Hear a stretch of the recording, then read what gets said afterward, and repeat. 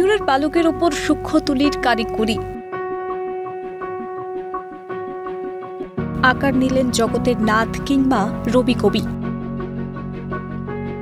পশ্চিম বর্ধমানের আসানসোলের সালানপুরে বাস ঈশানী রজকের। ছোটবেলা থেকে আঁকাটাকেই আঁকড়ে ধরেছিলেন তিনি। আর 5 জনের যখন টিকিট জমানোর নেশা থাকে, কেউ বা জমান বিভিন্ন দেশের পয়সা, ঈশানী জমা করতেন বিভিন্ন পাখির পালক।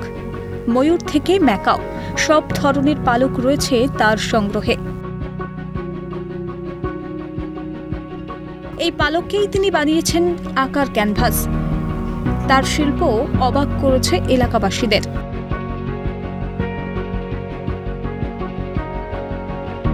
সমাজ মাধ্যমের দৌলতে এখন তার শিল্প রীতিমতো ভাইরাল।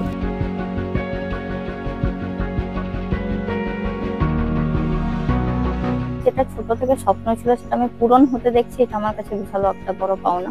আর তাছাড়া যে আমি আমার বাড়ির যে একটা যে ঐতিহ্য আছে সেটাকে আমি নিয়ে যেতে পারছি, এটাও আমার কাছে বিশাল বড় একটা পাওনা। ড্রয়িং শেখা বলতে যে আমি বাচ্চাদেরকে ড্রয়িং করাই, তাদেরকেও যে আমাকে একটা সার্টিফিকেট দিতে হবে, সেটার জন্য আমি আসানসোলে একটা ক্লাস নিয়ে সুজিত গড়াই স্যারের কাছে। ওইখান থেকেই মেন আমার জার্নি শুরু হয়। এটা মেন হয়েছে লকডাউনের পর থেকে।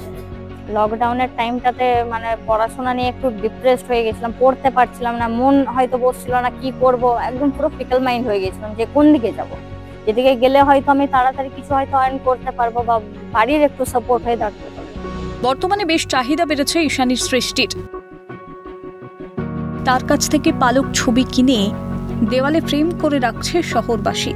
এছাড়াও বেশ কিছু ছাত্রছাত্রীও জুটে গিয়েছে ইতিমধ্যেই। বর্তমানে সরকারি চাকরির জন্য প্রিপারেশন নিচ্ছেন ঈশানী। তার জন্য গর্ব করেন বাবা মা।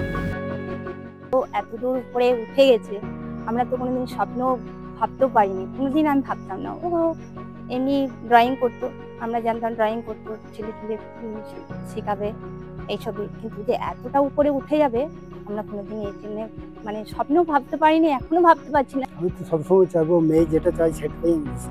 এই জন্য এখন ও আর্ট পেয়ে গেছে, ড্রয়িং করছে, অনেক ছেলেদেরকে শেখাও, ও যেটা ভালো বুঝবে সেটাই করবে। আমরা ওর সব কিছুতে এগিয়ে আছি। শুধু ছবি নয়, নাচটাও ঈশানীর পছন্দের বিষয়। বাড়ির ছাদ থেকে শুরু করে পাড়ার মঞ্চ, সব জায়গাতেই সে নাচে মনের আনন্দে। ভালো থাকুক ঈশানী। তার স্বপ্ন পালকের ওপর ফুটে উঠুক ছবির মতো, ছড়িয়ে পড়ুক অনন্তে।